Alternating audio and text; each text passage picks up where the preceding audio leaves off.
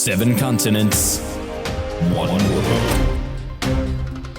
Bringing you the latest in international news from the WRHU studio in Hempstead, New York on 88.7 FM and WRHU.org.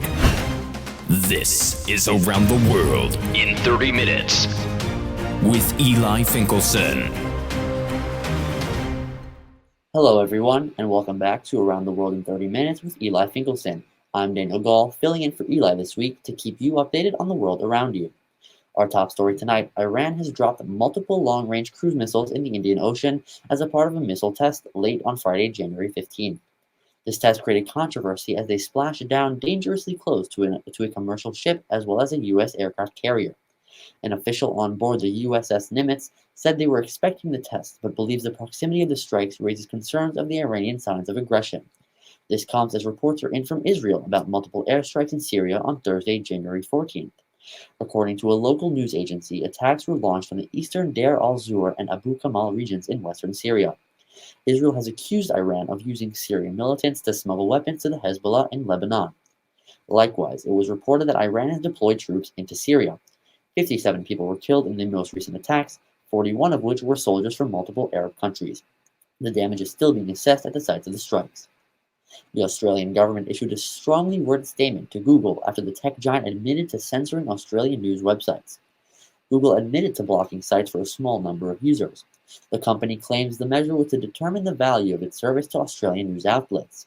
According to Google, the measure affects about 1% of Australian users and will conclude in February.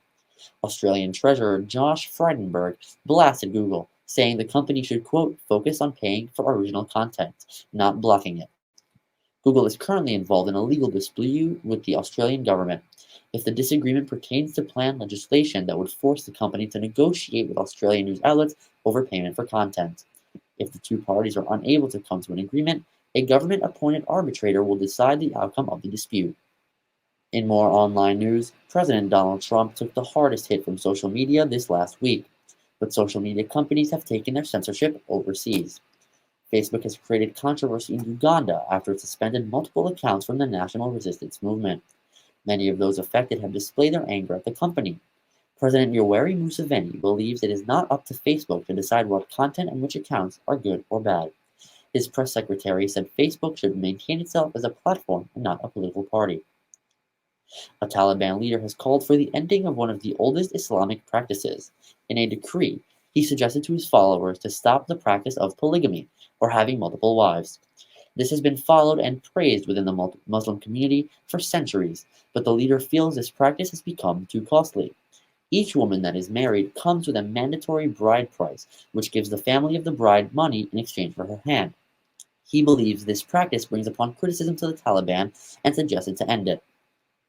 In rural news, the motorcade of the King of Belgium was caught in a riot in Brussels on the night of the 13th. Video of the incident showed King Philip's car being pelted with projectiles as it passed through the city. Brussels has been convulsed with riots since the 13th due to the death of a person identified by Belgian media as Ibrahima B. Ibrahima was arrested for violating coronavirus protocols and later died under unclear circumstances in police custody. A police station was briefly set on fire during the demonstrations, and several businesses were vandalized. Belgian Interior Minister Annelies Verlinden commended the rioting and assured the public an investigation was in fact being conducted. One of India's largest holy events took place on Thursday, January 14th, despite government warnings not to go. Kumbh Mela is a holiday where pilgrims march to the Ganges River to bathe and clean off their sins. This is considered as one of the largest human gatherings on the planet. This has raised a large concern as India has the second highest number of cases in the world, and reports have shown little to none of the bathers wore masks. In other COVID-related news, Pope Francis has received the coronavirus vaccine and is urging Catholics across the world to receive it as well. Former Pope Benedict was also inoculated. The two men are at an increased risk of contracting the virus due to their advanced age. Pope Francis has been vocal on the subject of the vaccine, saying it is the ethical duty of humans to receive the inoculation. Pope Francis also urged governments around the world to distribute the vaccine equitably in his Christmas message. The Pope's personal physician, Dr. Fabrizio Soccorsi, died of COVID-related complications on January 9. In foreign policy, a United States envoy to Taiwan was canceled earlier this week due to a change of administration in the White House. Ambassador to the UN, Kelly Craft, was set to make a trip to Taiwan for the first time in decades after recently opening up communications with the country again. Prior to its cancellation, the Chinese government warned the Trump administration they are, quote, playing with fire with this trip to Taiwan. It was canceled because some felt this was President Trump's final attempt to escalate tensions with the Chinese government before his time in office ends. Taiwan was regretful of the cancellation but said they respect the decision. Hundreds of migrants from Central America gathered in the Honduran city of San Pedro Sula, hoping to reach the United States border. This caravan is the latest in a series of migrant groups that have attempted to leave Central America after the region was devastated by two severe hurricanes in November. Despite dire circumstances, the government of Guatemala has positioned troops on their southern border to stop the caravan, citing COVID and security concerns. The Mexican government has taken similar measures to harden its southern border, and has joined 10 other Central American nations aiming to slow the spread of COVID-19 by denying access to the caravans. Despite these setbacks, the caravan is continuing to head north, hoping for a softer reception under the administration of President-elect Joe Biden, set to take office next week. A critically endangered language is slowly staging a comeback due to the efforts of its sole surviving speaker. 87-year-old Peter Salmon of Western Australia is the last speaker of the Thinma language, an Indigenous Australian language. Last year, he embarked on a 2-week trip with linguists and ethnobotanists in an effort to preserve the language. The group traveled around Western Australia, recording Thinma speech, patterns, and phrases. Mr. Salmon's family is also making an effort to learn the Thinma language before it is too late to do so. Despite the language's critically endangered status, Mr. Salmon and his family are optimistic that it will continue to stay alive for generations to come. And now for our continuing coverage of the COVID-19 pandemic. For the latest coronavirus stories and numbers from around the world, let's go to WRHU reporter Connor Donnelly. Connor? Good evening, everyone. I'm Connor Donnelly with your COVID-19 World Outlook. Hospitals in the United Kingdom are under strain between a rising number of admissions from COVID, as well as the struggle of distributing as many vaccines as possible. The country has been seeing daily cases of 40 to 60,000 over the last week, bringing the total number of cases to 3.4 million and the total number of deaths to 89,000. While the number of new cases in Germany are decreasing under new strict lockdown measures implemented last week, several regions are still experiencing spikes. Many residents of Saxony and Thuringia oppose the lockdown measures despite growing cases in their regions. Daily cases have been under 20,000 for the last week, bringing Germany to 2 million in total and almost 47,000 deaths. In Latin America, Brazil received an emergency shipment of medical oxygen from Venezuela as Brazilian hospitals are struggling in what is still Latin America's most affected country. With relatively light lockdown measures and downplaying from President Jair Bolsonaro, Brazil has hit a total of 8.5 million cases and 210,000 deaths, the second highest in the world. In Mexico, Catholic Cardinal Juan Sandoval Iñiguez was flagged on Facebook after making misleading claims about the coronavirus vaccine. The Vatican has already approved of the vaccine for the Church's followers. Mexico has had spiking daily cases of nearly 20,000 for the last week. However, testing in the country is still not yet widespread. Mexico has had 1.64 million cases in total and 141,000 deaths. In the Middle East, Iran is seeing declining cases following the country's first implementation of tough lockdown measures. The country has been the hardest hit in the Middle East as governmental leaders refuse to issue enforceable restrictions until several months into the pandemic. The country has had 1.33 million cases and 56,000 deaths so far. In Egypt, the government is denying claims that a mechanical failure at a hospital killed several COVID patients relying on oxygen. Doctors at the Al Husseiniya Central Hospital in Cairo insist the current supplies are unsustainable if the virus isn't controlled. While the country's overall cases of 156,000 and 8,500 deaths are relatively low, there is still strain on hospitals in the capital city of Cairo. In China, a single individual is being credited for causing over 100 infections in the northeast part of the country.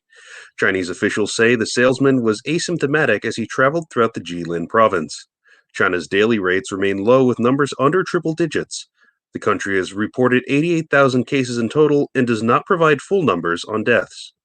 In Africa, several countries, including Nigeria, Senegal, Sudan, and South Africa, say they are struggling with oxygen supplies as a second wave makes its way across the continent. Dr. Chikwe Ikekweazu of the Nigerian Center for Disease Control says hospitals will have to consider triage soon. South Africa reports the highest number on the continent with daily cases of 10 to 20,000 for a total of 1.3 million infections and 37,000 deaths. For Around the World in 30 Minutes, I'm Connor Donnelly. Back to you, Eli. Thank you to Connor for that report. For those of you just joining us, you're tuned in to Around the World in 30 Minutes. I'm your guest host, Daniel Gall. Let's now move to our featured topic of the week. Sticking with COVID-19 this week, reporter Cassidy Slamin spoke with Dr. Richard Reithinger, Vice President of Global Health at Research Triangle Institute International. They spoke about global vaccine rollout and what the lasting impacts of COVID-19 may be. Thank you for tuning in to Around the World. I'm Cassidy Slamin, and today we have Richard Reithinger, who is the Vice President of Global Health at Research Triangle Institute. So, Richard, thank you so much for being here. You're welcome.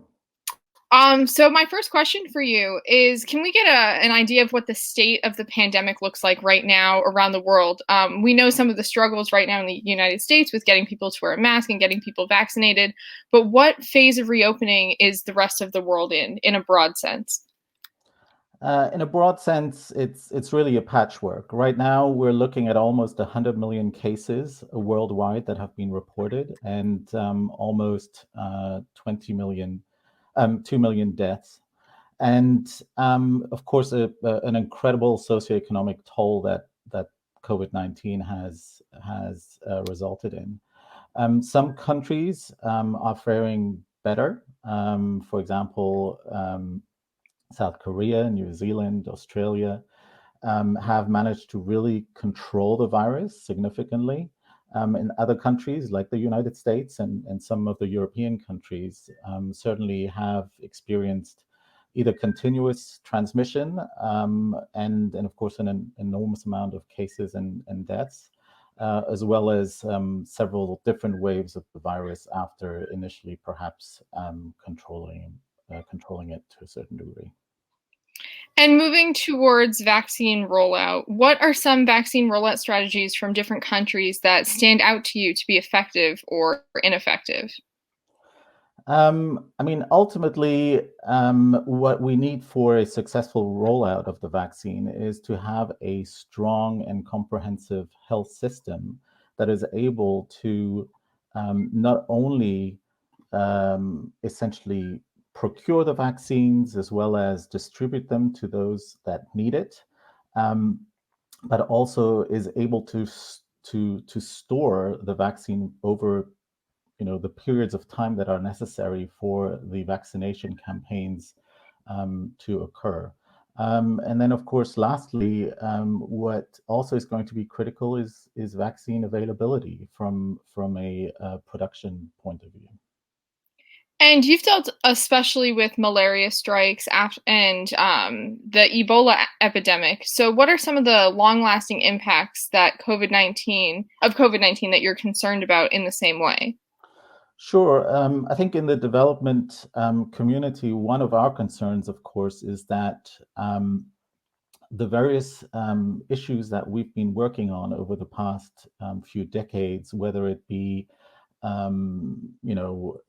child health, whether it be education, whether it be food security, that those progresses are rolled back because of COVID-19. As we've seen here in the United States, COVID-19, of course, is a health issue, first and foremost, but also has had significant ripple effects in the socioeconomic sector, people's livelihoods, people's jobs.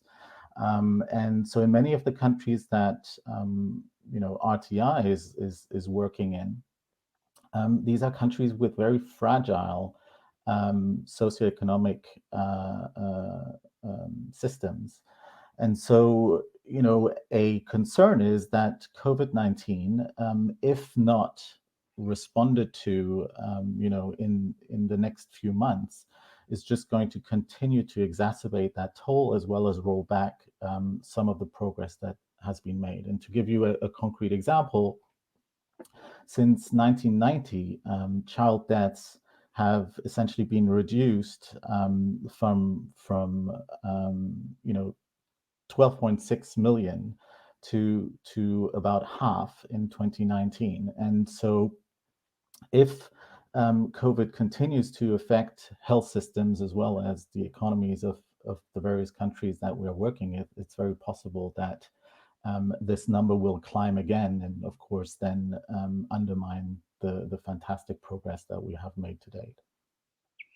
And you've already touched on this a little bit, but do you think that COVID-19 is going to exacerbate existing income inequalities and wealth inequalities around the world? We've already seen that in the United States with a lack of stimulus checks and certain sectors that are able to work. And is that being seen also on a global level in terms of public health? That is very much possible, I would say. In many of the countries that we're currently working in, COVID-19, even though there is transmission at community level, is still very much a disease, an infection that affects urban centers. So to give you a concrete example, in the Democratic Republic of Congo, right now, I believe 80 to 85% of all cases essentially are occurring and are being reported around Kinshasa, the country's capital, and its surrounding districts. So in many countries, COVID-19 is still, very much focal, and that also has obviously some advantages for example, a vaccine rollout, is that we can really focus on those areas that are most affected by the virus. Having said that, in many countries that we are working, there is certainly an aim to provide universal healthcare to all of their populations. And in fact, many of the interventions that we're doing, whether it be immunizations of vaccine preventable diseases, malaria, neglected tropical diseases, the strategies that are developed and applied ensure that we are very much in alignment of the international development community's mantra, which is to provide services and coverage of interventions for all. And that's also a critical tenet of the Sustainable Development Goals. And so I think in many of the countries that we are working in, whether it be in sub-Saharan Africa, in Asia, or Latin America, the rollout of the vaccine, I don't think will be exacerbating inequities that may exist. The ministries of health in those countries very much pursue strategies that essentially limits inequality in terms of coverage of health services and health interventions. And one of my final questions for you is, in your professional opinion, what do you think the timeline is moving forward? In the United States and in the United Kingdom, we've seen first health professionals and first responders getting the vaccine. What do you think is the timeline moving forward for immunocompromised populations, and then eventually the general population in different countries around the world? I mean, that's the critical question right now. I mean, whether it be here in the United States, Europe, or in other countries. I think ultimately it will depend on perhaps three factors. One is actually the continuation and the population's commitment to comply with non-pharmaceutical interventions. So the social distancing, the limitation of meeting in crowds, as well as the hand washing.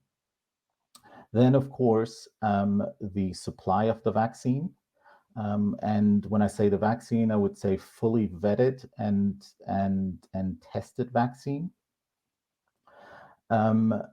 and then also ensuring that there is access to the vaccine for poorer countries and poorer populations.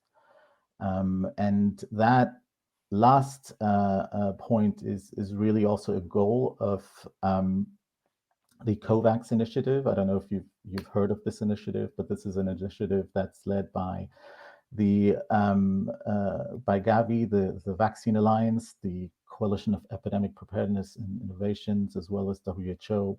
And 180 plus countries have signed on to this initiative to ensure that all of the countries around the globe will have access to a fully vetted and effective vaccine at some point. And in terms of vaccine strategies, I think the priorities, yes, should be to make sure that healthcare workers that are to continue providing the services as well as administering the vaccines are protected, that that population is at greater risk of COVID as well as severity of infection are protected. And, the rollout of the vaccine should be aligned with sort of that priority in mind. Thank you to Dr. Richard Reithinger from RTI for that expertise. That will do it for this week's edition of Around the World in 30 Minutes. Special thank you to producers Cassidy Slamin and Eli Finkelson, reporter Connor Donnelly, and researcher Matt McDermott. I'm Daniel Gall. Keep an eye out, America. There's more around the world than you think.